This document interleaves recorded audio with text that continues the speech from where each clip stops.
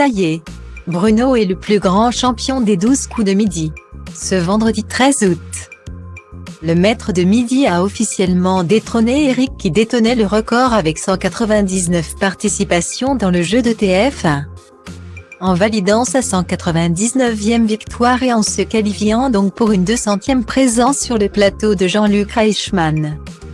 Le candidat s'est hissé au sommet du classement des plus grands joueurs du programme. C'est très gêné que le jeune homme a accueilli sa victoire. Je suis très fière. Évidemment très heureuse et très émue. J'ai quand même un petit sentiment, pas de culpabilité, mais un petit syndrome d'imposteur quand même, lorsqu'on voit le niveau d'Eric. Xavier, Hakim, on se dit à quel moment, je peux aller plus loin que, a-t-il déclaré. Même s'il sait que tous les candidats de l'émission ont des profils différents qui ne sont pas comparables. Mais quand même. On se dit, est-ce que c'est vraiment mérité que je sois le meilleur de l'histoire de ce jeu, a-t-il ajouté.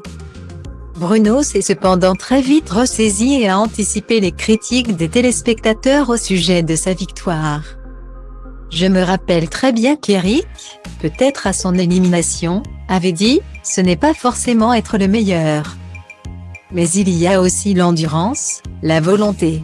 Il y a beaucoup d'autres choses qui entrent en compte et peut-être que les téléspectateurs ne se rendent pas compte aussi de toute l'endurance que ça demande. » A-t-il expliqué. Eric, désormais relégué à la 2e place des plus grands maîtres de midi, a confirmé les déclarations de son successeur. On pense que c'est que dans la tête. Mais ça se joue aussi sur le physique et la résistance, a-t-il assuré.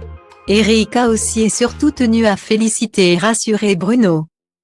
Il n'a pas du tout à rougir de sa situation parce que moi aussi, parfois je me suis senti dans le rôle de l'imposteur. Et je dois reconnaître qu'il est absolument brillant et qu'il mérite amplement sa place. A-t-il conclu. Jean-Luc Reichmann l'a aussi félicité. De quoi rassurer Bruno.